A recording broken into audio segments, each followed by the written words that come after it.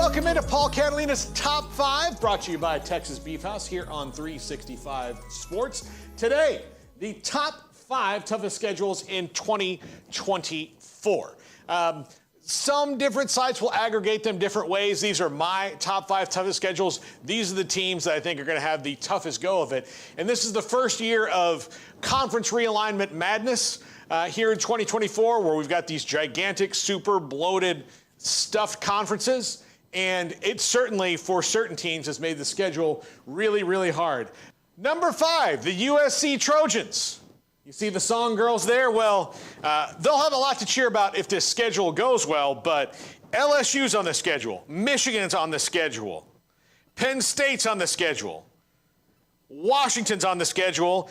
A resurgent, I'm going to tell you right now, Nebraska in year 2 of Matt Rule, at the end of the season of year 2 of Matt Rule is when you don't want to play them, because that's usually when the team has figured themselves out, plus rival against UCLA, and then closing it out against a Notre Dame team that most people think, with Riley Leonard healthy all year long, will be very, very salty. So first year in the Big Ten for the Trojans, they did not draw the best end of the stick there, although that schedule, compared to some of these, believe me, our number 1 team would take that schedule over and over again and then hide bodies for USC for the rest of the time. They would have taken the rap for OJ if they could have gotten USC schedule. That's how bad our number 1 team's schedule looks. Number 4, the Georgia Tech Yellow Jackets.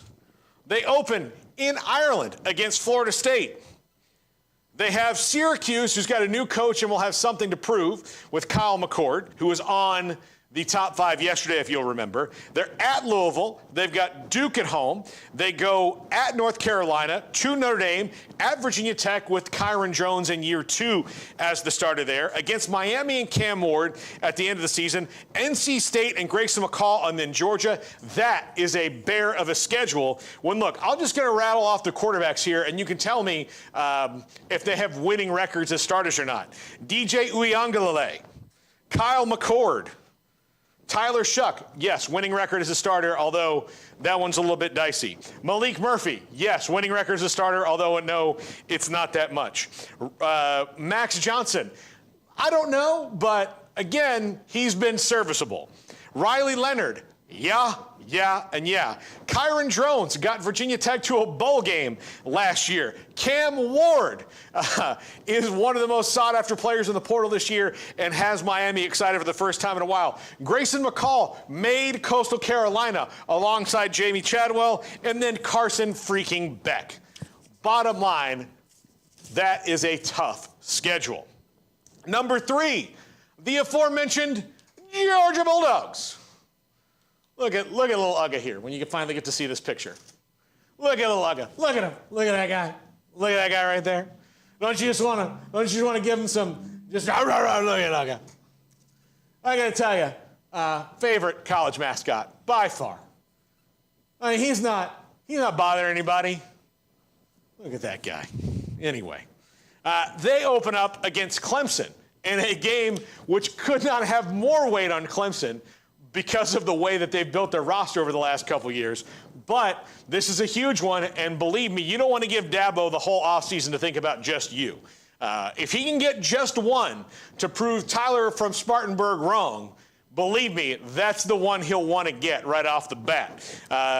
But they also have Kentucky with a guy who used to be on their roster at quarterback in Brock Vandegrift. They've got Alabama on the road in Jalen Milroe. They've got Auburn in year 2 of Hugh Freeze. They've got Mississippi State in year 1 of Jeff Lebby. They've got Texas on the road. They've got Florida in the cocktail party, which we'll see. Ole Miss on the road. Tennessee at home. Then, of course, they play the mighty UMass in the SEC. No, every game's tough part. And then Georgia Tech, who was better last year with Haynes King as their quarterback. Georgia had the easiest path to the playoff last year and messed it up right at the end by losing to Alabama. They had a great schedule for them. This one is way tougher than last year. And you'll start to see a pattern. The SEC has gotten what it's wanted in big games every week as number 2, Boomer Sooner. Oklahoma. This schedule is Houston, Tulane, Tennessee, Auburn, Texas, South Carolina, Ole Miss. They play Maine in the oh no, this is a great conference. Mizzou, Alabama, LSU. Those last three, Mizzou, Alabama, LSU, is going to be the proving ground for Jackson Arnold and the Sooners this year. Absolutely proving ground for them on, is this a team that's ready to take the next step into the SEC? They did Texas way more favors than they did Oklahoma in year one on the schedule, which, when you're Texas and you're kind of born with a horseshoe up your ass, it's not that surprising. And number one, the toughest schedule, the Florida Gators. Wait, is that not the official mascot? It's pretty good, yeah. Is that not? Did I not get that right? It's just so hard to tell. Anyway, but here is the Gator schedule. And look, even as one of the world's leading Gator haters, I would say that I'm right up there. If there was a convention, I would be the keynote speaker about every 3 years. Just to keep it fresh, they'd bring somebody in like Charlie Ward or something like that. But I even think he wouldn't be that good. He's too sportsmanlike. I'm not. I would be great at that convention. Fantastic. But here's the Gator schedule. For Billy Napier, whose job is very much on the line, they open up with a little upstart program called Miami. Then they've got Samford, which should be a nice break. And then let me roll through the rest of their schedule to you and tell me where there's a guaranteed win after Samford on this schedule for the Gators. Texas A&M, Mississippi State, UCF, Tennessee, Kentucky, Georgia, Texas, LSU, Ole Miss, FSU. That is an absolute gauntlet. I don't think it's fair to maybe even judge Billy Napier on this schedule because I don't know if there's one that's ever been invented in the history of college football that's as hard as that. And if it was anybody else than these guys, then I would feel sad. But part of me even does, because I have a lot of friends. I might even know that guy. I might have grown up with him. But there's nothing that they can do, in my mind, to make it through this thing outside of a miracle. Like they need to shove a virgin in a volcano, sacrifice a goat, pray to every god that's ever godded before to try and get something. Go to the crossroads, make a deal with the devil, have a Charlie Daniels type thing. That might be the only way that this schedule comes out great for Billy Napier, because it's going to be rough for the Gators.